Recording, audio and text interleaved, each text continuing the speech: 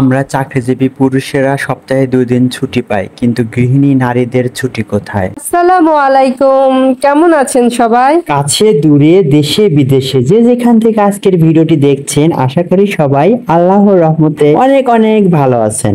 আমরাও আলহামদুলিল্লাহ ভালো আছি। আরেকটি নতুন ডেইলি লাইফ ব্লগে সবাইকে স্বাগত জানাচ্ছি। আশা করি ভিডিওটি আপনাদের কাছে অনেক বেশি ভালো লাগবে, আর ভিডিওর শুরুতে ছোট্ট করে একটা লাইক দিয়ে ভিডিওটি কন্টিনিউ করবেন। আমরা কর্মজীবী মানুষেরা তারা চাকরি করি, বাইরে কাজ করি, তারা কিন্তু সপ্তাহে একটা নির্দিষ্ট দিন ছুটি পাই। যেমনটা অনেকের ক্ষেত্রে 2 দিন বা অনেকের ক্ষেত্রে 1 দিন, কিন্তু তারপরেও তো আমরা ছুটি পাই, একটা কাজের মাঝখানে একটা বিরতি পাই, একটা রেস্ট নেওয়ার সুযোগ পাই। কিন্তু যারা বাসা বাড়িতে কাজ করে, বিশেষ করে গৃহিণী, তারা তো আসলে তাদের ছুটি বলতে কিছুই নেই। সপ্তাহের প্রতিটা দিন, মাসের প্রতিটা দিন তাদের রেস্টলেস, কাজ চলতেই থাকে। আসলে তাদেরও তো ছুটি দরকার।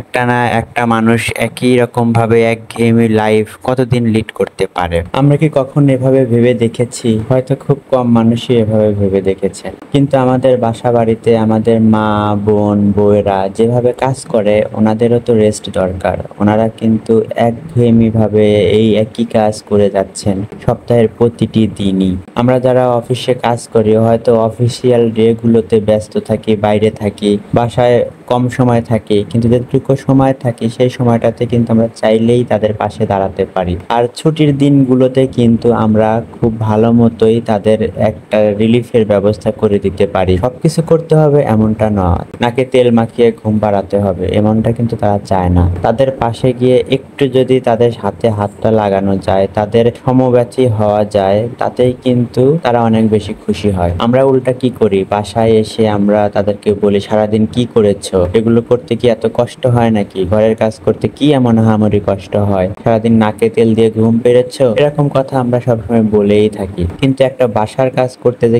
কতটা কষ্ট হয়, যারা করে তারা খুব ভালো মতো জানে। আমাদের আসলে একটু মানসিকতা বদলানো দরকার, বিশেষ করে পুরুষ মানুষদের। আমি একজন পুরুষ মানুষ হিসেবে বলছি, আমি আমার খুব কাছের মানুষদের, আমার খুব কাছের পুরুষদের দেখেছি, তারা বাসায় এসে এমন ভাবে থাকে যেন প্লেটটা ধুয়ে খেতে চায় না, পানিটা ঢেলে খেতে চায় না, বাসার কোনো কাজে সে হাত দেবে না। আসলে এটাতে ইগো কাজ করে কিনা জানি না, আমি নিজে বুঝি আমার কোনো ইগো কাজ করে না, বরং আমার এটা ভালো লাগে কাউকে হেল্প করতে পারা, বা এটা আসলে তার দায়িত্ব। এভাবে না ভেবে এখানে আমারও তো দায়িত্ব আছে। আমি একটা বাবা, আমি একটা সন্তান, আমি একটা স্বামী। আমি যদি কোনো একটা কিছু করি তাহলে আমার মায়ের একটু আরাম হবে, আমার বউয়ের একটু ভালো লাগবে, আমার সন্তানের একটু ভালো হবে, তাহলে আমি কেন করব না? আমাদের পুরুষদেরও কিন্তু এরকম মানসিকতা এটা একটু বদলানো দরকার। আমরা চাইলেই ঘরের টুকিটাকি কাজ করতে পারি, বলছি না যে সব কাজ করতে হবে, আমাকে A to Z সবকিছুর দায়িত্ব নিতে হবে এমনটা না। বাইরে কাজ করি বলেই যে আমাকে ঘরে কাজ করা যাবে না এমনটাও কিন্তু নয়। আমরা বরং স্বামী স্ত্রী একে অপরে মিলেমিশে যদি সংসারের কাজগুলো করে নিই, তাহলে কিন্তু আমাদের সংসারটা সুখের হবে, আর আমাদের পারস্পরিক সম্পর্কগুলো অনেক বেশি মজবুত হবে, দুজনের আন্ডারস্ট্যান্ডিং গুলো অনেক বেশি ভালো হবে। শুধু একজন হাজবেন্ড না, একটা সংসারে শ্বশুর, শাশুড়ি, দেবর, ননদ, এমনকি সন্তানেরাও কিন্তু আমাদের মেন্টালিটি পরিবর্তন করা দরকার। আমরা সব সময় ভাবি, একটা শাশুড়ি ভাবে, ননদ ভাবে একটা বউ বাড়ির সব কাজ করবে, একটা বউয়ের সবকিছুর দায়িত্ব। আসলে এটা ভুল ধারণা। সে একটা বউ, সে একটা কাজের মেয়ে না, তাকে একটা মানুষ হিসেবে, তাকে খুব কাছের মানুষ হিসেবে আমরা ট্রিট করতে পারি, একটা বাড়ির সদস্য হিসেবে তার পাশে আমরা থাকতেই পারি। আমরা মায়েরা যখন মেয়ে কাজ করে তখন কিন্তু একটা সহানুভূতি দেখাই, তার পাশে গিয়ে তার সাথে কাজ করি, বা মা কাজ করছে মেয়ে গিয়েও কিন্তু তাকে হেল্প করে। কিন্তু একটা বউ কাজ করতে গেলে আমরা মনে করি যে এটা তার দায়িত্ব, সে কাজ করুক, কিন্তু এমনটা নয়। আমরা চাইলেই মিলেমিশে কাজ করে নিতে পারি। আবার সন্তানেরা অনেক ক্ষেত্রেই মা কাজ করছে ঘুরেও দেখে না, ফিরেও দেখে না, কিন্তু একটা মা কাজ করছে সেখানে কিন্তু সে যদি একটু হেল্প করে তাহলে কিন্তু মায়ের একটু রিলিফ হয়, একটু আরাম পায়। কিন্তু সন্তানেরাও সেভাবে গড়ে ওঠে না, এটার দোষ কিন্তু বাবা মারই। একটা বাবা মাকে অবশ্যই সন্তানকে এগুলোর সাথে পরিচিতি করতে হবে, নিজের কাজটা নিজেকে বুঝিয়ে নিতে হবে, তাকে বলতে হবে, তাকে বোঝাতে হবে যে এগুলো তুমি করো, তুমি চাইলেই এগুলো করতে পারো। এটার জন্য সবসময় বাবা মার উপর বা বড়দের উপর ডিপেন্ড করতে হবে এমনটা নয়। এটা কিন্তু আমরা তাদেরকে অনেক ভালো মতোই বুঝিয়ে শেখাতে পারি। আমি কখনোই কাজকে ছোট বড় করে দেখি না, আর কাজকে সবসময় দায়িত্ব নিয়ে করার চেষ্টা করি, যে কাজটা করি সে কাজটা অনেক সুন্দরভাবে করার চেষ্টা করি। আর এতে কিন্তু আমার কাজের উপর কোনো ধরনের অনীহা তৈরি হয় না, উল্টা কাজটা অনেক বেশি সুন্দর হয়। আর আমি সর্বোচ্চ চেষ্টা করে সুন্দর করে করার চেষ্টা করি। ঘরের কাজ হোক আর বাইরের কাজ হোক, প্রত্যেকটা কাজই কাজ, এটাকে সম্মান দিয়ে অবশ্যই করা উচিত। আর এখানে আসলে কোনো ধরনের লজ্জার কিছু নাই, নিজের কাজ নিজে করার মধ্যে কোনো ধরনের লজ্জা বা ইতস্ততার কিছু নাই, কাজটা করলেই বরং নিজের ভালো। ছোটবেলা থেকে আমি ঘরের কাজ বাইরের কাজ সবই করতে পছন্দ করি, মানে আমি অভ্যস্ত। এটা আমার ফ্যামিলি থেকে আমার শিক্ষা। আমার ফ্যামিলির প্রত্যেকটা ছেলে মানুষই নিজের কাজগুলো নিজে করে নেয়। আমি ছোটবেলা থেকেই আমি সবকিছু পরিষ্কার পরিপাটি রাখতে পছন্দ করি। আমার কাপড় চোপড় গুলো আমি নিজে পরিষ্কার করতাম, গুছিয়ে রাখতাম। ইনফ্যাক্ট আমার ফ্যামিলি মেম্বার ম্যাক্সিমামই নিজের কাজগুলো নিজে করে।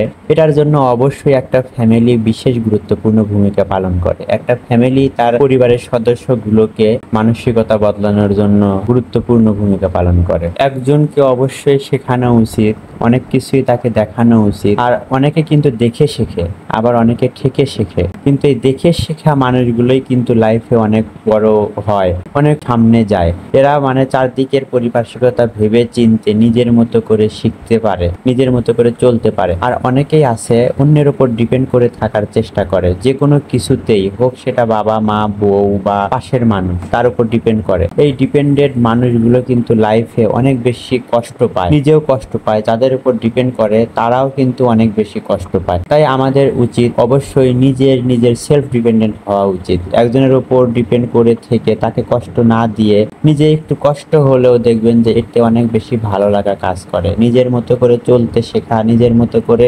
সবকিছু করতে শেখা, এটা কিন্তু ভালো লাগার একটা বিষয়। আমি যতটুকু কাজ করি, হয়তো অনেক করি তা না, বা A to Z করি তা না, যতটুকু পারি ততটুকু করি। আর এতেই কিন্তু আমার পাশের মানুষটা, আমার কাছের মানুষটা একটু হলেও খুশি হয়, তার ভালো লাগে, এবং তার একটু হলেও একটু নিজেকে হালকা লাগে, যে এইসব দায়িত্বের বোঝা থেকে সে একটু হলেও রিলিফ পায়। আসলে আমরা একজন আরেকজনকে দায়িত্বের শিকলে বেঁধে ফেলি, আমরা চোখে আঙ্গুল দিয়ে বুঝিয়ে দিই এটা তোমার দায়িত্ব। আসলে কি সব দায়িত্ব তার বা সেই মানুষটির? মোটেও না। আমরা চাইলেই কিন্তু এই দায়িত্বগুলো ভাগাভাগি করে নিতে পারি। আর এই ভাগাভাগির শিক্ষাটা কিন্তু অবশ্যই পরিবার, সমাজ এবং পাশের মানুষটার সাথেই, পাশের মানুষটার কাছেই পাওয়া যায়। সরকারি ছুটি 2 দিন, এই 2 দিনের 2টা দিন কিন্তু রেস্টের, ঠিক আছে, কিন্তু রেস্টের পাশাপাশি আমরা কিন্তু চাইলেই একটু কাজ করে নিতে পারি। পুরোটা দিন যদি আমরা বেকার অলস ভাবে এভাবে পার করে দেই, দেখা যাবে যে সেরকম ভালো লাগে না। কিন্তু কোনো না কোনো কিছু নিয়ে একটু ব্যস্ত থাকলে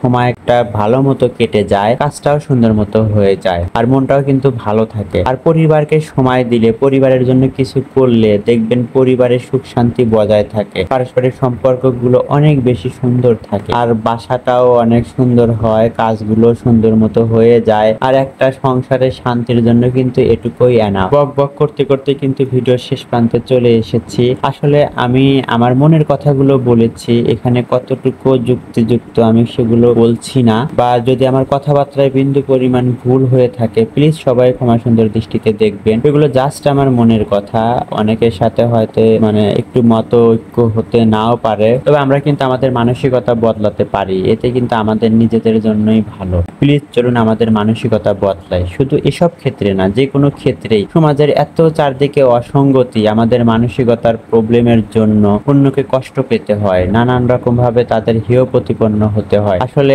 এমনটা তো ঠিক নয়। আমাদের মানসিকতা যদি বদলে যায়, আমরা যদি সবকিছু পজিটিভলি নিই, তাহলে কিন্তু আমাদের পরিবার, সমাজ, রাষ্ট্র সবকিছু অনেক সুন্দর হবে। যারা এখন পর্যন্ত ভিডিওটিতে লাইক দেননি প্লিজ ভিডিওটিতে লাইক দেবেন, আর যারা আমাদের চ্যানেলে নতুন প্লিজ আমাদের চ্যানেলটা সাবস্ক্রাইব করে বন্ধু হয়ে আমাদের পাশে থাকবেন, আর যারা ফেসবুক থেকে দেখছেন প্লিজ আমাদের পেজটা ফলো দিয়ে লাইক কমেন্ট করবেন। তো যে যেখানেই থাকুন, প্রিয়জনকে সাথে নিয়ে ভালো থাকুন, সুস্থ থাকুন। আল্লাহ হাফেজ, আসসালামু আলাইকুম।